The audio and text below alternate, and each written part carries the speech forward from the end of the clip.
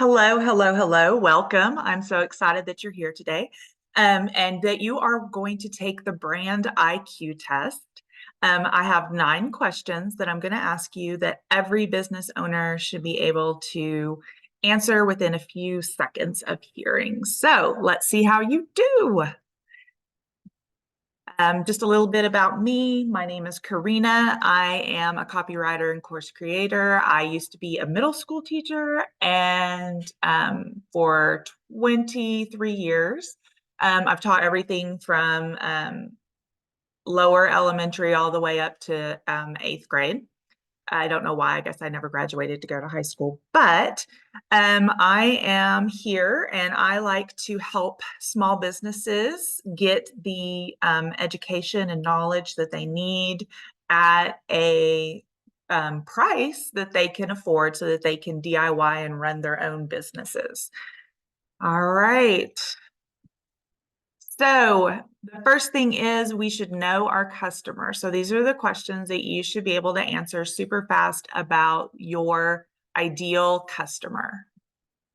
What type of person are they? So this is what type of habits they have, where they shop, what kind of coffee they drink. Do they even drink coffee? Do they drink tea? Are they more of a smoothie person?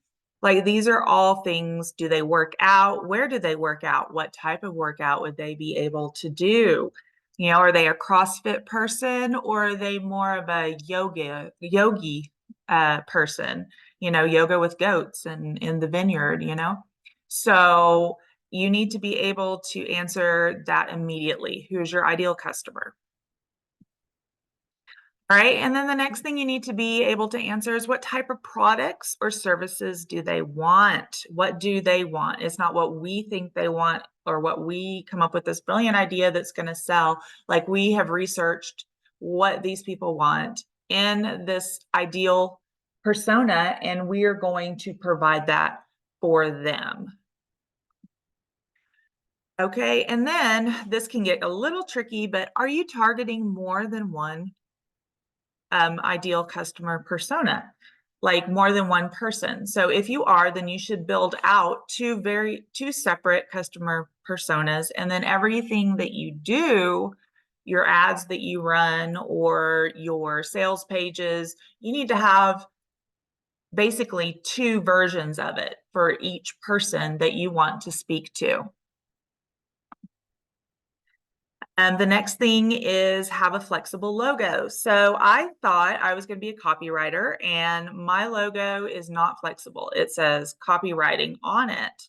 But now I've branched out into course creation and creating templates for people to use for their businesses and archetypes and a little bit of branding. I'm totally interested in all of that and consumer psychology. And so by putting copywriting on my logo, I wanted everyone to know that's what I did, but I also limited myself. So learn from me. And then the other thing, and I've designed many logos. This is like my third business venture, third time's a charm, right? And so you need to make sure that your logo looks good on different color backgrounds. So if you're going to have a logo, is it going to be good with light and dark colors? When someone designs your logo or you design your logo on Canva or however you do it, you need to get 3 versions. You need a ping, you need a JPEG, and then you need a version that has the background removed. So it's just like a virtual sticker that you can stick on pictures or anything else, book covers, whatever you're creating. Are you limited? Yes, we talked about that. I was limited by my logo. And now I am going to give you 3 questions so that you can tell your ideal customers a story, because that's what brands they want. They want things that are human. That's our reaction. We want to have a relationship. We want to know people. We want people that align with our values and that align with the things that are important to us. And so you're going to tell these stories and you're going to make your customer your hero, and you're going to make yourself the guide or the Yoda or the Obi-Wan Kenobi type person that comes up next to the hero and helps them with their wisdom to their new path. All right, here we go. Story number one, what made you want to start your business? Okay, and you're going to tell that from the perspective of what your ideal client is wanting to hear, the part of the story that aligns with them. So if you are a caregiver, then you could feel that you weren't appreciated where you were and you weren't making a big enough impact. So you decided to branch out on your own. So that's just an example. Story two, what is it like to work with your brand? And again, this makes you very human. What do you do behind the scenes? Who works with you? If it's just you and like me and my dogs and the dining room table here right now. So there's other people that are going to connect with that and that they're going to want to know what is it like behind the scenes with your brand. Okay. And then as your brand grows and as your business grows and gets larger, you're going to have other people that you can spotlight and employees and contractors like myself that's a copywriter that you can say, this is the person who does our emails, or this is the person who drew our logo and I can't thank her enough. And she has this great, so you can give them a shout out and let them know what it's like to work with your brand. And then finally, the last thing you want to tell are what are your brand values? What do you hold dear? For me, it is community, it is making a ripple effect, and it is dreaming big. So those are my three brand values, and I can rattle them off, right? So if you are like me and you started your business and you didn't even know you're supposed to have brand values, it's okay. It's not too late.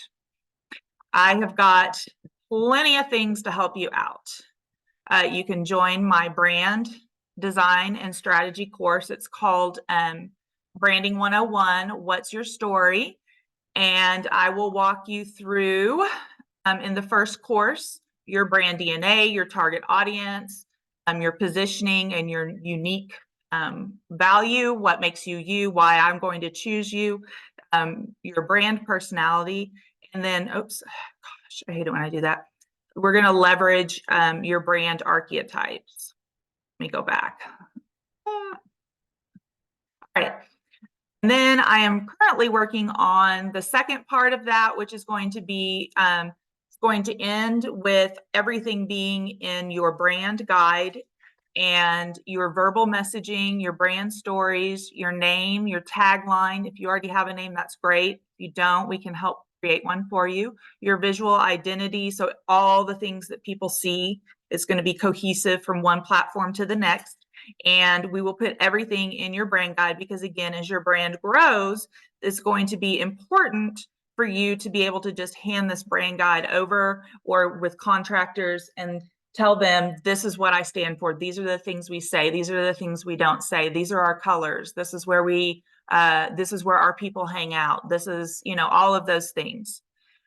All right. And then finally, the next option, if you're not ready to commit to a course that I have for you, is my planner, my unique value proposition.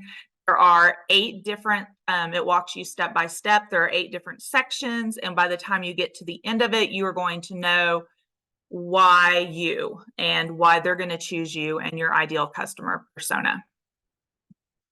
So those are the 2 choices, Branding 101, What's Your Story, or the Why You Planner.